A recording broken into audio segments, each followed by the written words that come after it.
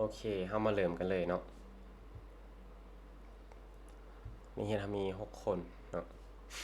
มื้อนี้มื้อเท้าความก่อนเนาะเมื่อวานเฮาเรียนเกี่ยวกับเรื่องชาร์ตแพทเทิร์นบ่แม่นเรื่อง candlestick เนาะรูปแบบของกราฟ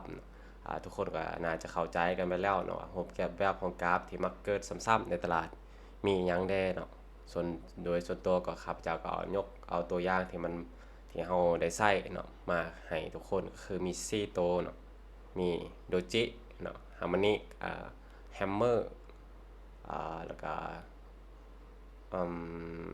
เอ็นกราฟฟิงเนาะแล้วก็มอร์นิ่งสตาร์มีอยู่4ตัวนั้นเนาะแล้ววันนี้เนื้อหาที่เราจะเรียนถัดไปก็คือการเบิ่งข่าวเนาะแหล่งข้อมูลของข่าวต่างๆว่าเราจะเบิ่งอยู่ไสล่ะข่าวอิหยังได้ที่สามารถเฮ็ดให้กราฟสามารถผันผวนได้เนาะโอเคอันนี้จะเป็นเว็บไซต์ในการเข้าเบิ่งข่าวเนาะหนึ่งก็จะเป็นเว็บของ Forex Factory เนาะตัวนี้จะเป็นยอดนิยมของเทรดเดอร์เนาะที่เราจะเบิ่งข่าวแล้วตัวที่2มาก็จะเป็นinvesting เนาะ .com ตัวนี้จะมีอยู่3ตัวนี่ก็Finviz ตัวนี้เนาะแต่ว่าตัวหลักๆที่เราใช้ก็จะมีตัวอันนี้เนาะก็คือ Forex Factory นี่เนาะหน้าตามันคร่าวๆเราก็จะเข้าไปเบิ่งกันลักษณะมันก็จะเป็นประมาณนี้เนาะซึ่งเราสามารถเซิร์ชเข้าไปใน Google เนาะพิมพ์คำ www.forexfactory.com เนาะสามารถเซิร์ชเข้าไปแล้วเขาจะเห็นข่าวอาจารย์อธิบายไปว่าข่าวเราจะเบิ่งแนวใดเนาะแต่ละตัวต้องเบิ่งแนวใดและตัวใดเป็นตัวข่าวที่แล่นแห้งเนาะก็จะมาเบิ่งกันอ่าหลักๆในข่าวที่เราจะโฟกัสแท้ๆเขาจะเอิ้นมันจะมีเขาคำว่ากล้องแดงกล้องส้มแล้วก็กล้องขาวเนาะตัวที่เราจะเบิ่งแท้ๆที่สามารถผลักดันให้เฮ็ดให้กราฟแล่นขึ้นแล่นลงแรงๆได้เขาจะเอิ้นว่ากล้องแดงเราจะไปเบิ่งกันในหน้าตาของมันเนาะอ่าเข้า Google เนาะแล้วก็พิมพ์คำว่า Forex Factory เนาะตัวนี้เนาะพิมพ์ว่า Forex Factory อ่าโอเคครับก็กดไปหน้าตามันก็จะขึ้นเว็บไซต์มาจังซี่เนาะอันนี้จะเป็นบอนที่เราเอาไว้เบิ่งข่าวโอเคเราก็กดเข้าไปหน้าตาบัดนี้เราก็มันก็จะเปิดมาจังซี่แล้วได้เนาะโอเคเรามาเบิ่งกันอันนี้แหละเขาเอิ้นว่ากล้องส้มกล้องแดงเนาะอันนี้จะเป็นสีของกล้องก็คือถ้าว่าเป็นกล้องแดงนี่จะเป็นข่าวที่ค่อนข้างมีผลกระทบเนาะมีผลกระทบต่อกราฟแห้งเนาะถ้าหากว่าข่าวออกมาดีก็จะเฮ็ดให้กราฟพุ่งถ้ากราฟเอิ้นว่าข่าวออกมาบ่ดีก็จะเฮ็ดให้กราฟลงในคู่ของ US ดอลลาร์ตัวอย่างเนาะยกตัวอย่างเช่นข่าวพวกนี้เนาะเราจะโฟกัสแต่ตัวสีแดงนี่แหละเป็นหลักนะแต่ตัวส้มนี่อาจจะบ่ได้เบิ่งเนาะเราอาจจะมาใส่มากดตัวนี้เนาะแล้วก็ติ๊กออกก็ได้ตัวที่มันบ่สำคัญเนาะอ่าโอเคติ๊กออกเลยแล้วก็จงแต่กล้องแดงจังซี่เนาะแล้วก็อภัยปึ้งเนาะอันนี้แหละตัวหลักๆของเราที่เราจะเบิ่งเนาะแล้วสิให้ไปเบิ่งว่าข่าวมันมีข่าวตัวใดเด้อันกล้องแดงก็อย่าเนาะแต่ว่ามันจะมีบางตัวที่มันแล่นแห้งนะเนาะเราจะเลือกเอาแต่ตัวนั้นแหละโฟกัสมาเบิ่งอ่ามันจะมีอยู่4ตัวหลักๆนี่เนาะหนึ่งก็คือ non farm เนาะ non farm แม่นเอาได้ non farm แม่นก็คือจะเป็นอัตราการจ้างงานนอกภาคเกษตรเนาะจะเป็นตัวเลขอัตราการจ้างงานนอกภาคเกษตรตัวนี้เนาะก็คือถ้าว่ามันออกมาบ่ค่อยดีจะเฮ็ดให้กราฟนี่แล่นขึ้นแล่นแรงเนี่ยมันจะออกข่าวตัวนี้น่ะมันจะออกทุกๆต้นเดือนของเดือนเนาะ ตัวอย่างเช่นเดือนหน้านี่มันจะออกประมาณวันเอิ้นว่าบ่แม่นประมาณวันอาทิตย์แรกของเดือนเนาะอาทิตย์เดือนหน้านี่มันจะออกเนาะเราอาจจะไปเบิ่งปฏิทินว่าวันที่เท่าใดคือมันจะออกวันศุกร์เนาะข่าวตัวนี้นอนฟาร์มตัวนี้นะออกวันศุกร์ของอาทิตย์แรกของเดือนใหม่เนาะอันนี้จะออกทุกๆเดือนเลยของอาทิตย์แรกของเดือนใหม่เนาะออกทุกวันศุกร์เนาะ ตัวถัดมาก็คือ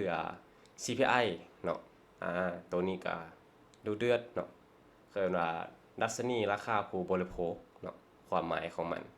แต่ว่าสื่อเขาเอิ้นก็ CPI เนาะเทส CPI เนาะอันนี้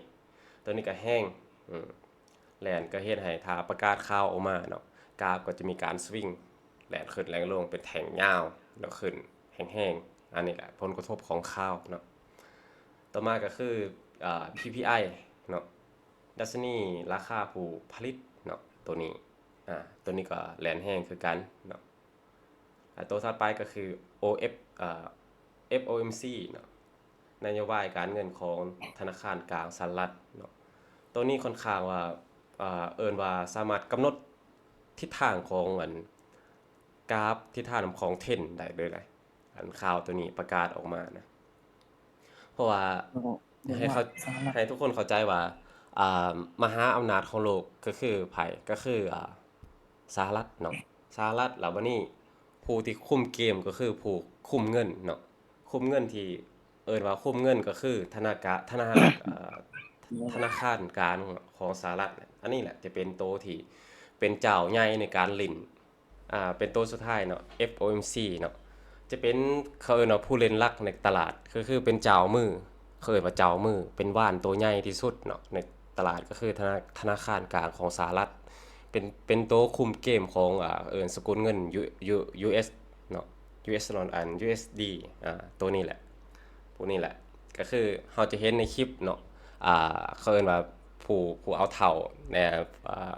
ผมสีขาวน่ะเขาเอิ้นว่า ยังก็ซื้อเรานะขึ้นมาเว้าในคลิปเนาะ Good afternoon กาวผงกาวถังแห้งๆพวกนั้นแหละเนาะตัวหลักๆจะมี4ตัวนี้เนาะเฮ็ดให้กราฟนะมีการเคลื่อนที่แห้งๆเนาะอ่าให้เฮาจื้อว่านอนฟาร์มนี่จะเกิดอ่าจะ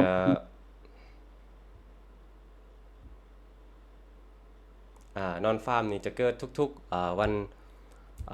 วันศุกร์ของอาทิตย์แรกของเดือนใหม่เนาะแนวจะเดือนถัดไปนี่ก็คือเดือน6นี่เนาะมันจะเกิดวันศุกร์ของอาทิตย์แรกเนาะทุกคนลองเบิ่งลองไปตามกันเบิ่งเนาะว่านอนฟาร์มนี่มันจะแล่นแห้งแนวอาจารย์ว่าบ่เนาะถึงเฮาถ้าเฮาเข้าใจมันเนาะเฮาสามารถเข้าไปเก็งกำไรในช่วงนี้ได้แต่ว่าแนะนำให้เป็นพอร์ตเฮาแยกออกมาเนาะถ้าสมมุติเฮากดถึกทางนี่โอ้บวกจับวกมหาศาลเลยเพราะว่ามันแล่นไกลเนาะแต่ว่ากรณีว่ามันแล่นผิดทางนี่พอร์ตเฮาก็อาจจะปลิวได้เนาะอาจจะแตกได้เนาะการที่มาเทรดข้าวเนาะเฮาก็ต้องได้แปลงพอร์ตอาจจะเติมเข้าเป็นจำนวนเงินที่เฮาสามารถเสียได้เนาะเอามาเสี่ยงมาเล่นข้าวพวกนี้นะเนาะประมาณนี้หลักๆก็เฮาจะมีแต่เข้าไปเบิ่งในตัวนี้เนาะ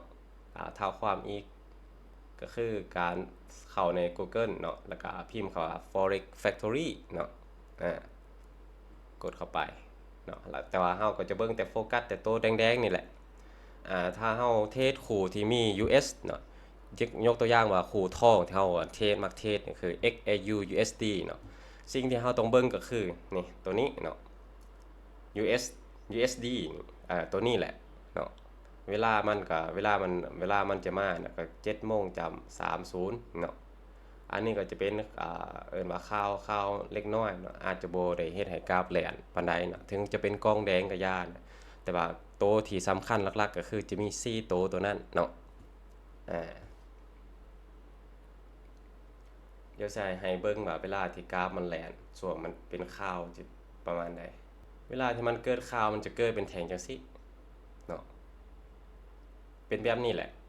ประกาศข่าวออกมาจะมีแท่งที่แบบพุ่งแห้งๆเนาะลงก็ลงแห้งๆคือกัน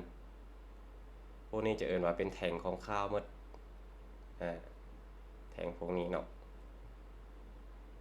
แท่งพวกนี้อันนี้แหละ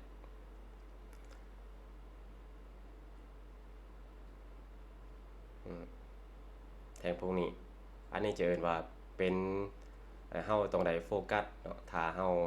เอิ้นว่าอยากเสี่ยงอยากเล่นในช่วงที่มันมีข่าวมีความผันผวนเนาะเฮาต้องได้เข้าใจ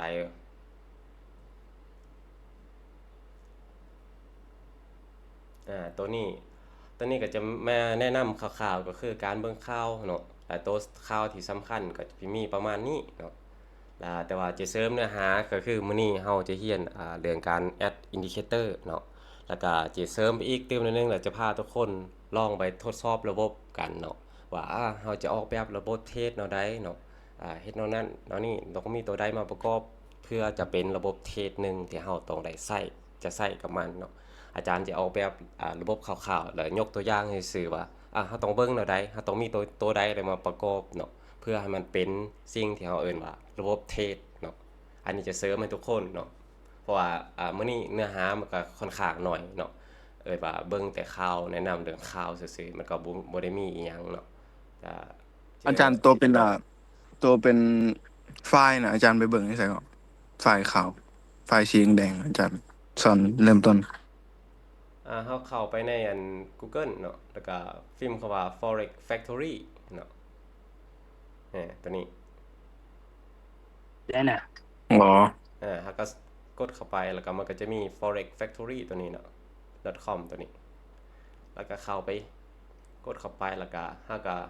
มากดตัวนี้ก็ได้เราบ่ได้เราจะโฟกัสแต่กล้องแดงซื่อๆแม่นบ่เพราะว่าข่าวกล้องแดงมันเฮ็ดให้กราฟแล่นส่วนกล้องอื่นๆสีโดยส้มสีนั่นมันยาบ่ได้ไปเราเจ็บด้วยสิบอกหึโดยอืมแล้วก็เราก็มาติ๊กออกเนาะติ๊กออกพวกกล้องที่มันบ่ได้สำคัญที่เราบ่ได้นั่นเนาะมากดบ่นี้นะแล้วก็ถ้ามาออก ของเฮาเบิ่งในโทรศัพท์ได้จ้ะมันสิได้มีในคืนนั้นนี่บ่ได้มีคือการหมดอ๋อแล้วก็กด apply ตัวนี้เนาะแล้วมันก็จะขึ้นมาแค่แต่กองแดงเฮาประมาณนี้เนาะอันนี้จะเป็นการเบิ่งข่าว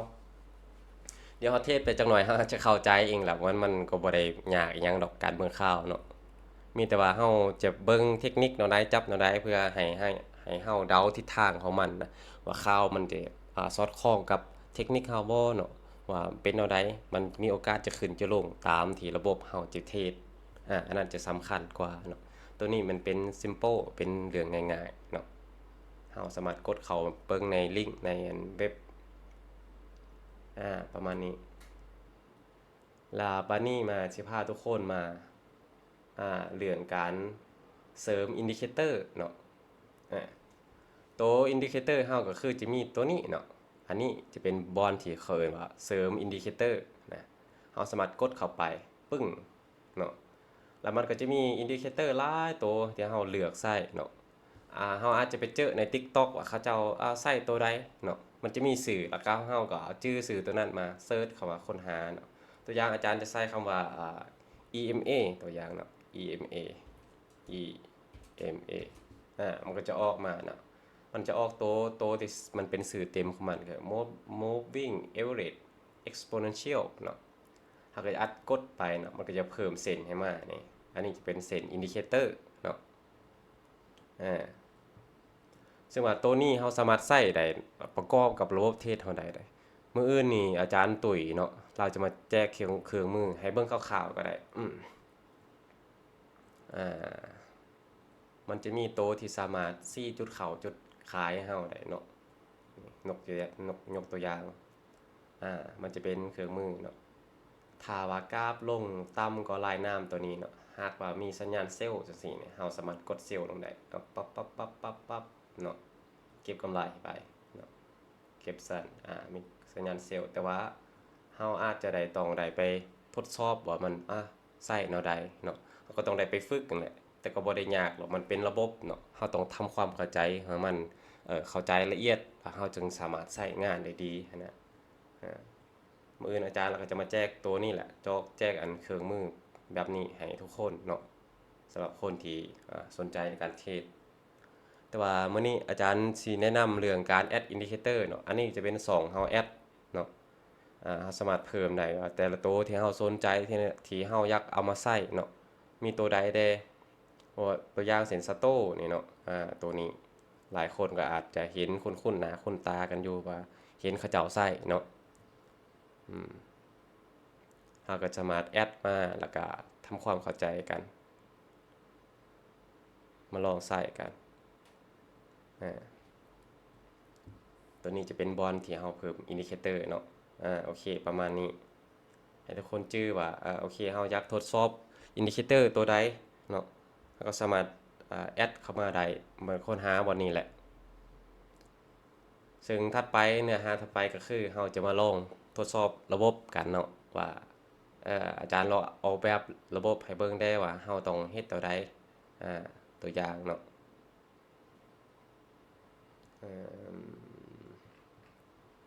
ว่าระบบเทปหนึงมันต้องประกอบโดยอีหยังแด่สินะ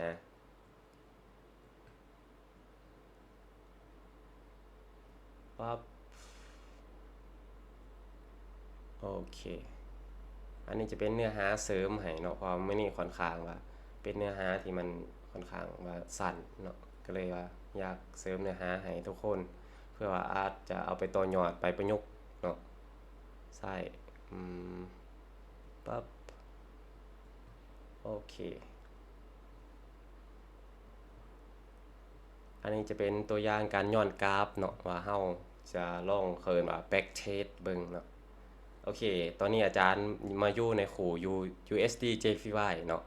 ใน time frame M15 เนาะซึ่งอาจารย์จะใช้เคินว่าสร้างระบบเทรดหนึ่งมานะให้ทุกคนแล้วเฮาก็มาลองเบิ่งว่ามันจะเป็นแนวใดมันจะเวิร์กหรือบ่เนาะอ่ะอาจารย์จะแอดอินดิเคเตอร์มาตัวหนึ่งก็คือว่า Stochastic RSI เนาะโอเคเพิ่มมาปึ้งหน้าตามันก็จะประมาณนี้เนาะโอเค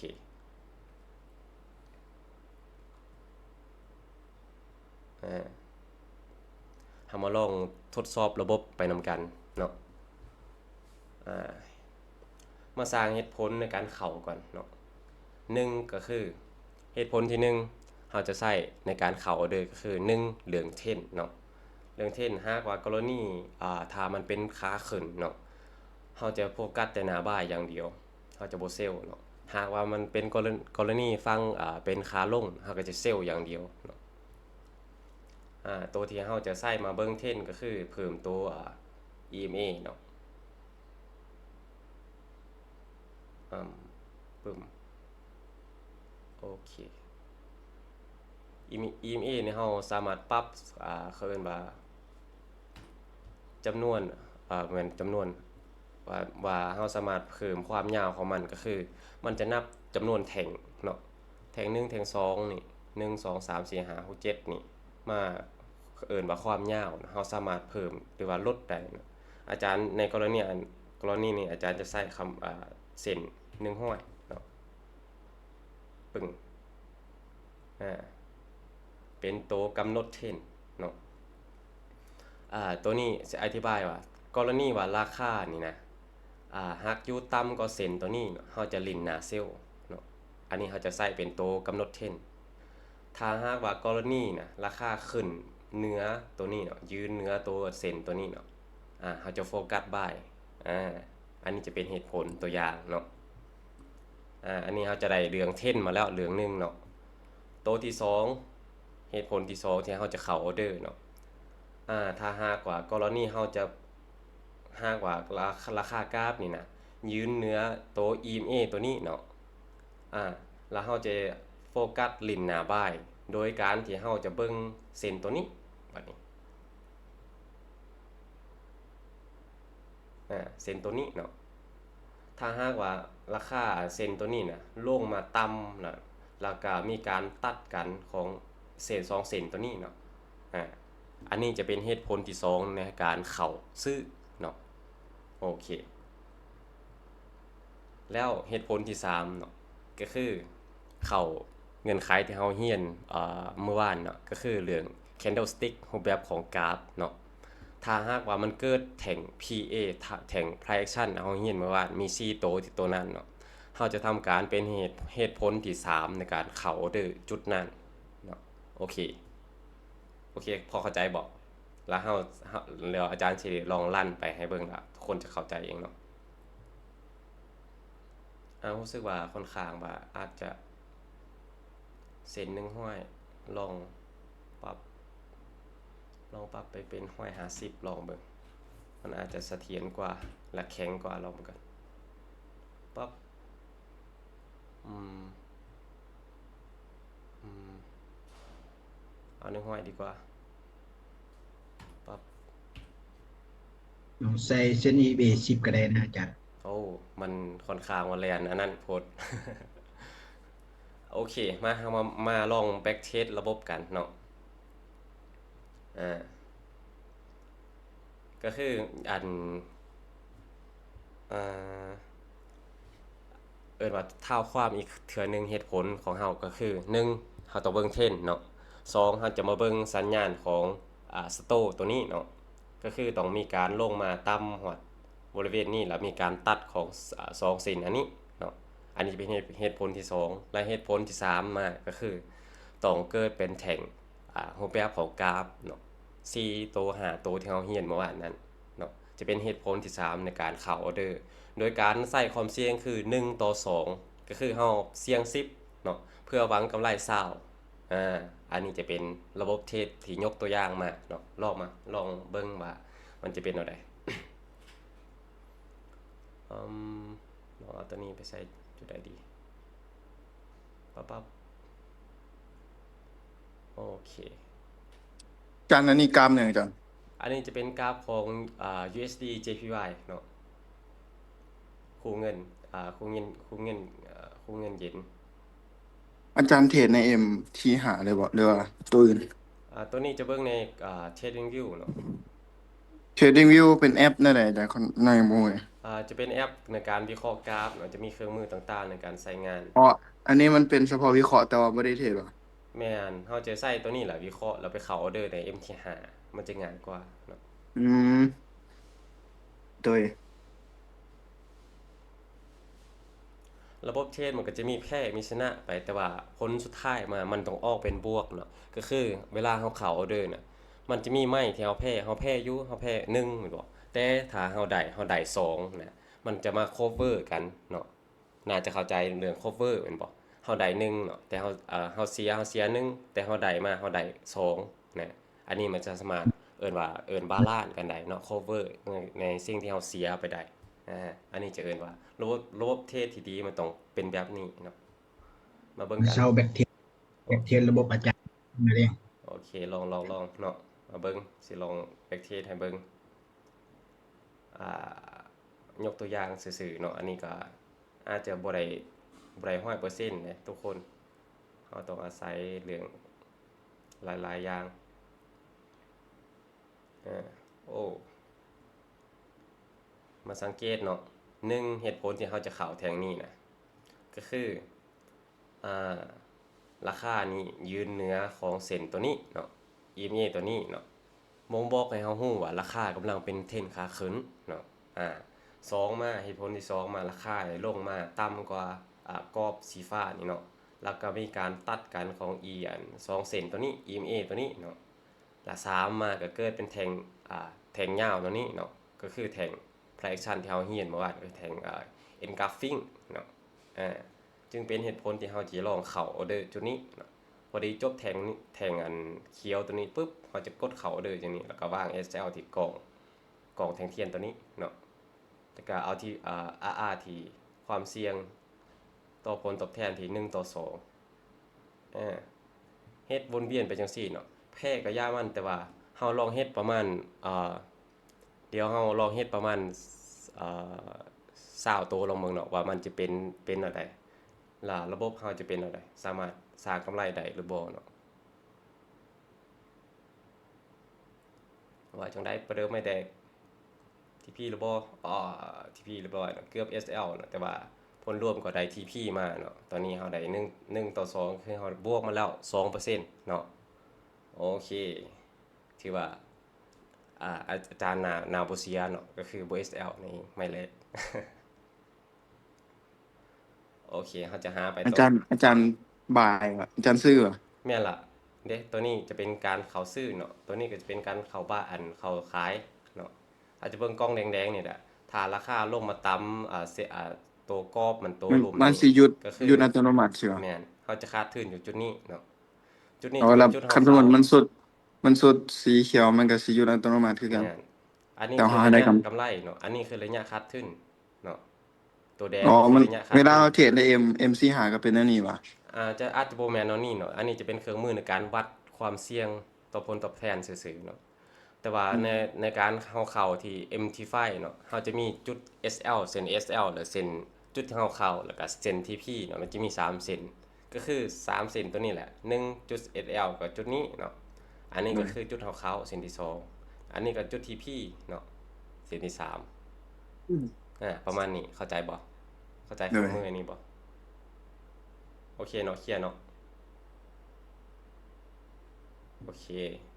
ถ้าเคลียร์แล้วเราไปกันต่อแล้วเราลองไปแบ็กเทสกันไปต่อเนาะทดสอบระบบนี้ไปต่อโอเค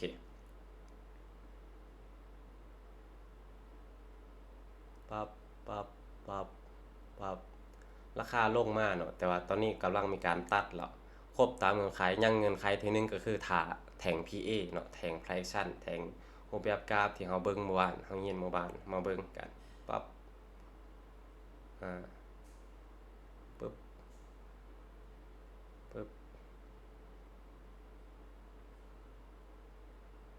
ปึ้มราคาเริ่มมีการเบรกแล้วโอเคแทงนี้เป็นแทงหยังชื่อบ่ทุกคน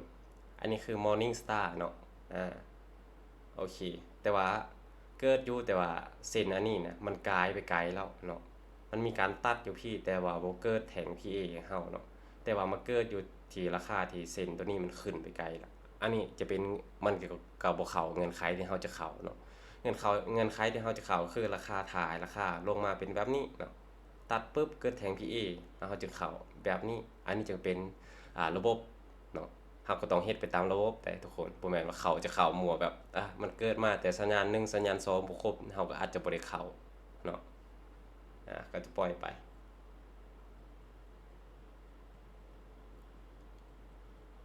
อาจารย์ขอถามแหน่ถ้าลักษณะนี้นี่มันฮอดโอเวอร์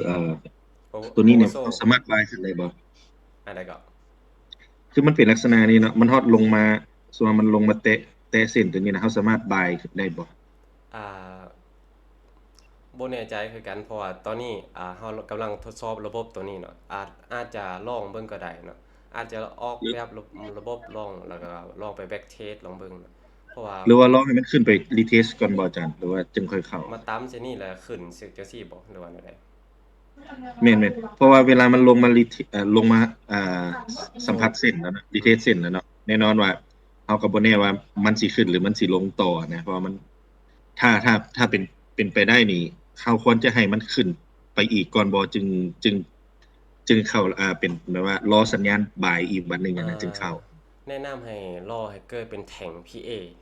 มันจะมีอาจจะเป็นโต๊ะคอนเฟิร์มที่ดีหลายกว่าเนาะแท่ง PA ก็คือแท่งที่เราเรียนเมื่อวานน่ะเนาะรูปแบบของกราฟเมื่อวานน่ะถ้าเจอตัวนั้นมันจะมีความวินเรทสูงหลายกว่าเนาะถ้าสมมุติว่ามันมาแตะอยู่แต่ว่ามันขึ้นแบบอาจจะเป็นแท่งเป็นมะยกเมกจังซี่น่ะเป็นแท่งน้อยๆจังซี่มันอาจจะบ่มีแห้งเนาะอาจเอิ้นว่าเขาว่ามันบ่มีแห้งซื้อหลายพอน่ะมันอาจจะบ่ขึ้นก็ได้เนาะ เป็นไปได้เราต้องท่าแท่ง PA ก็คือ4รูปแบบที่เราเรียนมาเมื่อวานนี้เนี่ยเนาะตัวนั้นอาจจะเวิร์กกว่าเนาะ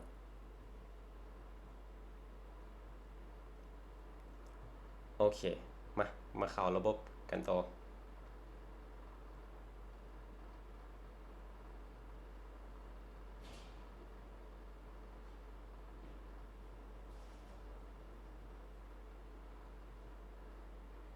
อาจารย์มันนี่ก็มีไล่หัวบ่แน่ใจว่าอาจารย์ตุ๋ยเราอยู่หรือบ่เนาะเพราะว่าอาจารย์ไล่อาจจะบ่ไหวคนเดียวค่อนข้าง energy ตกค่อนข้างมื้อนี้ค่อนข้างว่าหมดพลังเพราะอัดคลิปไปหลายคลิปเติบ มาทดสอบระบบกันต่อเนาะโอ้ที่จริงแทงนี้เขาน่าจะได้เข้าได้อย่างนี้เนาะแต่ว่าราคาก็ยังเอิ้นว่าตัดขึ้นตัดลงเส้นตัวนี้ยังแสดงให้เราเห็นว่าราคามันยังบ่ชัดเจนพอเนาะก็ปล่อยไปก่อนท่าไปก่อนเดี๋ยวอาจารย์ขอถามอย่างหนึงได้บ่อาจารย์เจ้าถามได้ระหว่างเล่น pullback กับเล่นbreakout ตัวใดเป็นตาเล่นหลายกว่ากัน full back กับ break out อืมเขาเอิ้นว่ามันค่อนข้างว่าตัวหนึงจะได้วินเรทตัวหนึงจะได้เขาเอิ้นว่าระยะ RR ที่ไกลเนาะถ้าว่าเรื่องbreak out มันจะได้เรื่องคำว่าวินเรท อัตราชนะที่สูงมีเปอร์เซ็นต์ที่เฮ็ดให้เฮาชนะสูงเนาะแต่ว่าผู้แบกนี่ค่อนข้างว่าอาจจะ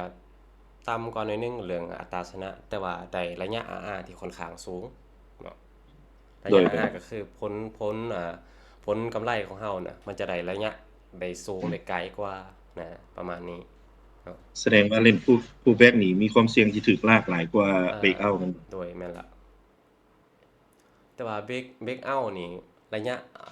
RR ค่อนระยะ RR ระยะ SL ค่อนข้างไกลหน่อยนึงค่อนข้างไกล แม่น ได้แม่น เพราะว่าน้องมักเจ็บตอนนั้น เวลาผู้แบ็กอะนะเพราะว่าถูกลากเวลาเบรกเอาท์นี่มันเสี่ยงบ่ก็เสี่ยงอยู่ต่างแต่แค่ว่า จุดงามมันสิบ่ได้ราคาที่งามกว่าผู้แบ็ก แม่นโดยแม่นอันนี้เห็นดีนำแต่ว่าเฮาก็ลองไปทดสอบระบบหลายๆโหลดก็คือแบบเดียวที่ข้าพเจ้าเฮ็ดจังซี่ตอนนี้นะเฮาลองไปฝึกหลายๆแล้วเฮาจะเห็นเองว่าอ๋อมันเป็นอันนี้เนาะอ๋อมันต้องตัดตัวนี้ออกอ๋อแล้วมันจะมีคำว่าอ๋อไปเรื่อยๆแล้วเฮาจะค่อยเข้าใจแล้วก็ตกผลึกในระบบเทรดของเฮาเองเนาะถ้าเฮามันฝึกได้เนาะแต่ว่ามันค่อนข้างเป็นน่าเบื่อแม่นบ่เฮามานั่งกราฟแล้วก็เฮ็ดอิหยังอันนี้ เดือนไปทีละแถง2แถงนี่เป็นอันนี้แล้วมันค่อนข้างน่าเบื่อเลยทุกคน แต่ว่าเป็นสิ่งที่ควรเฮ็ด เพื่อเฮ็ดให้เฮาอยากเฮาอยากเก่งก็ต้องได้ทนกับความน่าเบื่อจังซี่แหละทุกคน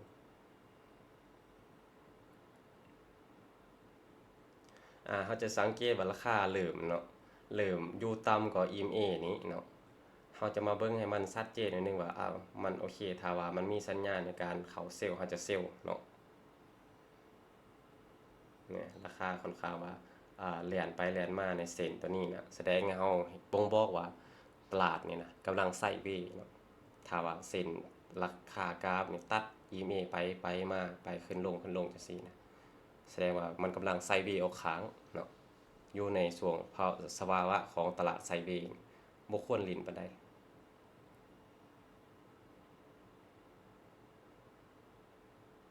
โอเค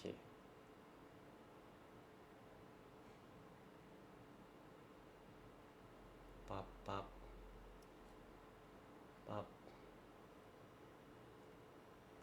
โอ้มาเบิ่งจุดนี้เนาะอาจจะสังเกตเห็นว่ากราฟได้ยืนเหนือเส้น EMA 1เนาะเหตุผลที่1เหตุผลที่2มาราคา2สินตัวนี้จุ่มกรอบสีฟ้าตัวนี้ลงเนาะตัวที่3ก็คือเริ่มมีการตัดตัวนี้เนาะแล้วก็เกิดเป็นแท่งเนาะแท่ง PA แท่งตัวนี้จึงเป็นเหตุผลที่เฮาเข้าออเดอร์ปั๊บเนาะวาง SL ที่กอง PA ตัวนี้เนาะแล้วก็วาง target ที่1:2เบิ่งตัวอย่าง SL ก็ตามระบบเนาะเพราะว่ามันครบตามเงื่อนไขของเฮาแล้วเฮาก็เข้าไปตามนั้นเนาะเบิ่ง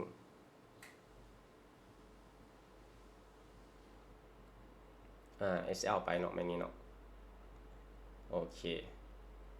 ไว้นี้แสดงว่าเฮาแพ้ไปแม่นี้เนาะแล้วก็ท่าเซตอัพใหม่เฮ็ดจังซี่ไปเรื่อยๆลองเบิ่งซาวใหม่ว่าเฮามาคิดไล่สรุปเบิ่งว่าระบบนี้มันเวิร์กหรือบ่เนาะ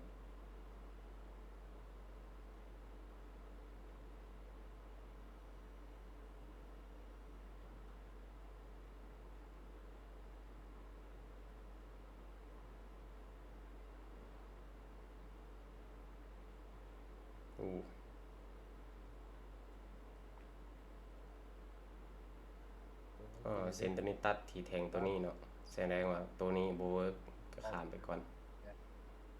เอาควันมึงเอาฮูปไปนี่ขึ้นโปรไฟล์มึงนี่ขึ้นอันนี่มึงนี่ฮูปมึงว่าคือฮูปผู้สาว แม่นบ่ฮู้ผู้สาวใส่น้อย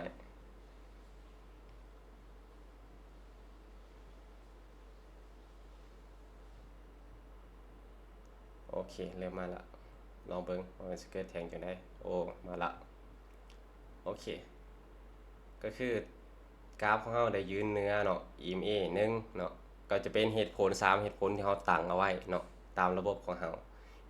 หตุผลที่2มาราคาจุ่มเส้นขอบฟ้าตัวนี้แล้วมีการตัด2เส้นตัวนี้เนาะแล้วก็เกิดเป็นแท่ง PA ของเฮาเนาะแล้วก็มีการเข้าออเดอร์ปรับ ปึ้ง SL ที่กล้องfraction ตัวนี้เนาะวาง R ที่1:2ปึ๊บโอเคปั๊บรอดแล้วล่วงปั๊บปึ้ม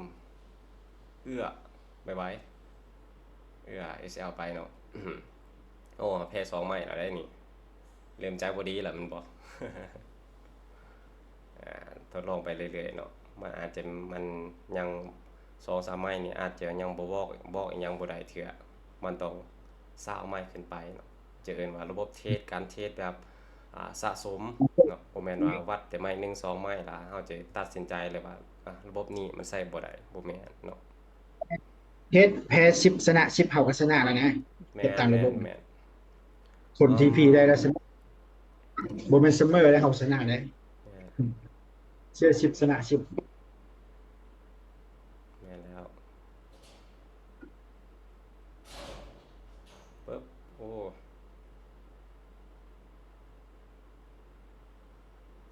อันนี้จะเป็นตัวอย่างให้ทุกคนเบิ่งซื่อๆเนาะว่าเฮาออกแบบแล้วระบบเทสเฮาต้องกำหนดเหตุผลที่เฮาจะเข้าจะออกมาเนาะให้มันครบชัดเจนแล้วเฮาต้องเฮ็ดไปตามนั้นให้ได้เนาะอันนี้จะเกิดเป็นแท่งราคายืนเหนือเนาะเกิดเป็นแท่ง PA แล้วก็ค่ามีการจมเนาะแล้วก็กดเข้าเดินไปปึ้ง1:2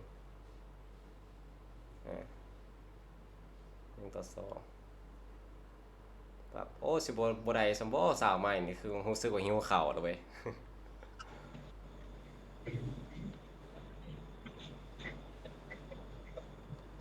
ไม่นี่ก็บวกไปเนาะ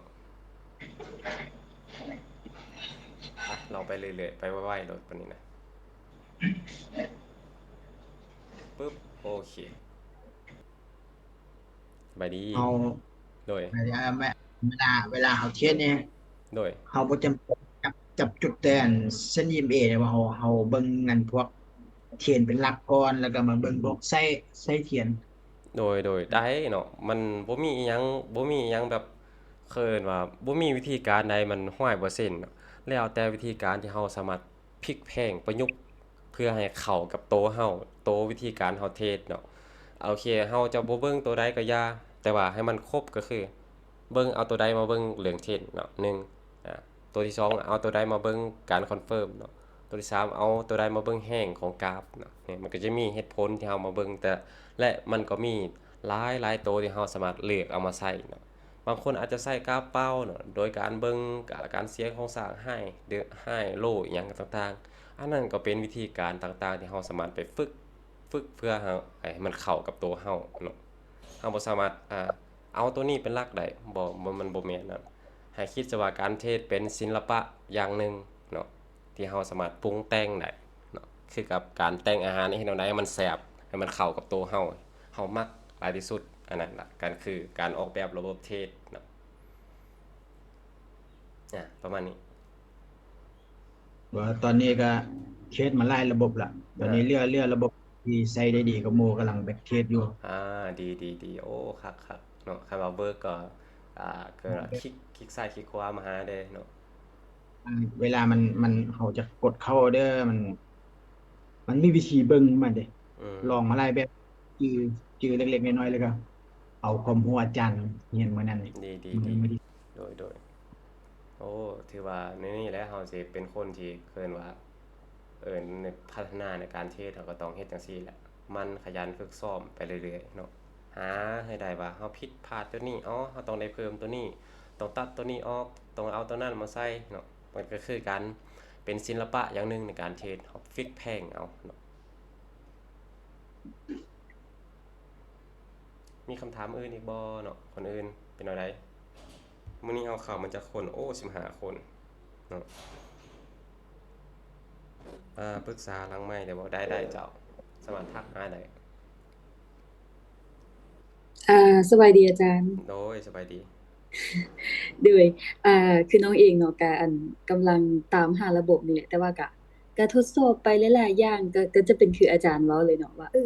มันก็บ่มีอิหยังที่ว่าดีที่สุดมันก็ขึ้นกับการที่เรามา practice อิหยังนี่เนาะอืมเลยแล้วก็เลือกระบบที่มันอันนั้นกับตัวเองหั่นแต่ว่าอันคือน้องเองก็ยังมือใหม่ซี้เนาะก็โดยแบบอยากรู้ว่าคืออาจารย์นี่เนาะก็ผ่านมา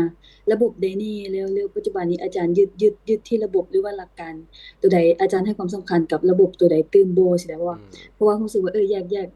นั้นแต่ว่าที่ฟังอาจารย์มาเนาะอาจารย์ก็จะมีพวก SMC Order Block หรือว่าอันน่ะ Demand Zone สำคัญอิหยังต่างๆหั้นเนาะแล้วก็มีการยั่งยืน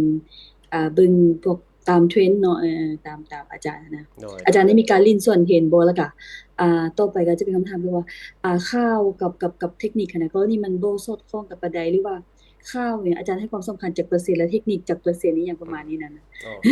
เพราะว่าน้องเองนะมันเสียข่าวตลอดอืมแบบว่าบางทีลิ้นตามระบบตัวเองมาก็เป็นระบบที่ว่าถ้าว่าแบบเป็นระบบที่ว่าเรากำลังรู้จักกันใหม่ๆนั่นแหละเนาะกับระบบเราจะไปลิ้นมาได้นิดนึงกายวินัยบ่มีแล้วบัดนี้มาเสียตอนข่าวอีกนั่นอืนี่นะมเด้อโอเคโอ้เข้าใจถือว่าเป็นอาจารย์คำถามที่ดีเนาะส่วนตัวอาจารย์ก็คืออาจารย์จะใช้เรื่องการเทรดแบบสาย Smart Money Concept เนาะคือเรื่อง SMC เนาะอาจารย์จะยึดตัวอันเรื่องการระบบเทรดคือ SMC เนาะตัวนี้ก็คือการ Break High Break Low ธรรมดาเนี่ยดึงอาศัยการว่า Down Theory เป็นหลักเนาะก็คือการขึ้นลงเนาะขึ้นลงไปจังซี่อ่า แล้วก็มีการเสียองศาแล้วเราจะหาโซนที่มันเข้าออเดอร์ก็คือหาโซนที่เป็นโซน order block หรือว่า FVG เนาะแล้วก็มีการกวาดสภาพของ3-4เหตุผลนี่แหละจะเป็นเหตุผลหลักๆของระบบ SMC เนาะอาจารย์จะบาดให้เบิ่งเนาะ1ถ่ายราคามีการ break off structure อ่า2ถ่ายราคามีการกวาดสภาพของ4ถ่ายราคาลงมาหาโซน order block 5ถ่ายราคามีการคอนเฟิร์มจุดเข้าเนาะในโล time frame ละ6จึงเข้าออเดอร์เนาะมันจะมีอยู่6เหตุผล1เนาะ break off structure อ่าปรับปุ่ม2มีการเคลียร์สภาพของก็คือมีการมากวาดว่ามากวาด SL ของรายย่อยก่อนเนาะปัง3ราคามีการลงมาหาโซน order block ปึ๊บเนาะ4 1 2 3 4เนาะแล้วก็ท่าให้มีการคอนเฟิร์มจะใช้คอนเฟิร์มโดยการเบิ่ง PA 1 2จะใช้การเสียโครงสร้างในโล time frame ก็คือ time frame ที่มันน้อยกว่านั้นเนาะเด้อแล้วก็หาเป็นการเข้าออเดอร์ปึ๊บแล้วก็วาง target เนาะที่ swing อาจา high รย์วาง target หลายบ่แล้วก็อาจารย์ก่อนจะวาง target แต่ละเทื่ออาเป็จารย์นผัวเพิ่นแล้ว เบิ่งว่าสิอุปสรรคโดยที่ว่าเป็เป็นนผัวไผ ซัปพลายนำบ่อาจารย์ รบกวนปิดกันไมค์เฮียเพลงมาเพลงมวนเกินไปเนาะตอนนี้ก็ตื่นเลย โอเคขอคำถามอีกเทื่อหนึงเนาะโดยอันคือสมมุติว่าอาจารย์วาง RR ประมาณจาก RR แล้วอันแต่ละเทื่อที่อาจารย์วาง RR นี่โอ้อาจารย์จะ30เบิ่งซัปพลายหรือว่าเบิ่งอุปสรรคของมันแบบลักษณะใดหรือว่าอาจารย์วางที่ TP เดิมบ่อาจารย์ที่ high เดิมบ่โดยส่วนตัวอาจารย์จะวางtarget แรกก็คือ swing high เดิมเลยเนาะบ่สนเลยว่าตัวระหว่างนี้มันจะมีอิหยังก็ยานบ่ได้สนว่ามีซัปพลายอิหยังก็ยานเนาะเพราะว่าเฮาเล่นตามโครงสร้างหลักก็คือ1เฮานับการเสียโครงสร้าง break off structure เนาะแล้วก็มีการกวาดสภาพคล่องส่วนพวกนี้มันก็จะเป็นสภาพคล่องในตัวนี้ไปโดยปริยายเลยเนาะตัวนี้ก็จะกลายเป็นสภาพคล่องปั๊บเออ ขอบใจอาจารย์หลายโดยแล้วก็เสริมอีกเทื่อหนึงเนาะอันนี้จะเป็น TP แรกของอาจารย์ในการเข้าและ TP ที่2ก็จะเข้าตาม Fibo ก็คือมันจะต้องได้เฟิร์มปั๊บปั๊บปั๊บปั๊บปั๊บปั๊บปั๊บปั๊บปั๊บปั๊บ1โอเคTP 2อาจารย์จะอยู่นี้เนาะปั๊บและ TP 3ก็คือปั๊บตาม Fibo เนาะ TP 2อยู่ที่ 1.272 TP 3ก็คือ1618เนาะประมาณนี้การวัด TP แล้วก็จะใช้ในอาจารย์จะเป็นสายเทรดเดย์เทรดก็คือเบิ่งโครงสร้าง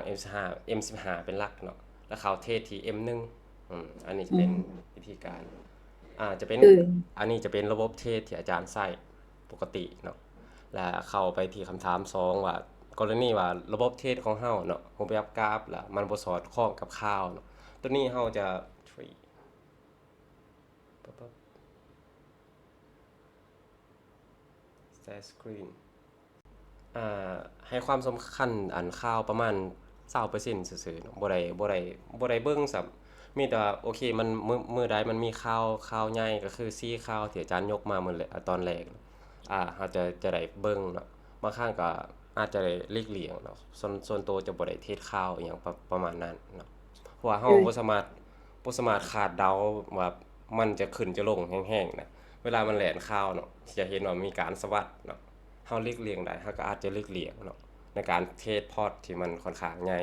โอเคเราอาจจะแยกพอร์ตในการมาเทรดข้าวอาจจะเป็นพอร์ตที่เราสามารถแตกได้เนาะยอมรับความเสี่ยงได้เอาพอร์ตตัวนั้นมาในการมาเทรดข้าวเนาะจะเฮ็ดจังซี่หลายกว่าโอเคมื้อนี้ก็จะประมาณนี้เนาะทุกคนโอเคบ๊ายบายเจอกันเนาะในไลฟ์สดเนาะมื้อนี้ก็ถือว่าครบตามหน้าที่ของอาจารย์แล้ว4 มื้อเนาะโอเคบ๊ายบาย โอเคสวัสดี โอเคหวังว่าทุกคนจะเอาบทเรียนไปใส่เนาะปั๊บ stop share ปิด zoom